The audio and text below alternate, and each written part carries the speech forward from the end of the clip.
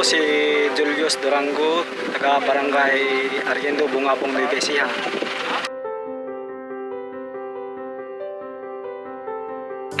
Medyo noon kabado po pa po kami kasi pagkadating po sa panag-ulan po ay ito po ay inaabot po ng baha po ito.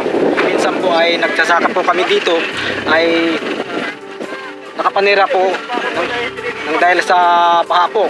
So nasira po ng tubig. Dahilan sa nung meron na nga itong dike na ito, nagiging kampante po na kami dahil maganda na po ang pasimula nung maganda na po ang nagiging ano ng halaman kasi wala na kaming pangamba na meron pang parating na baha. Wala na, kaya okay na.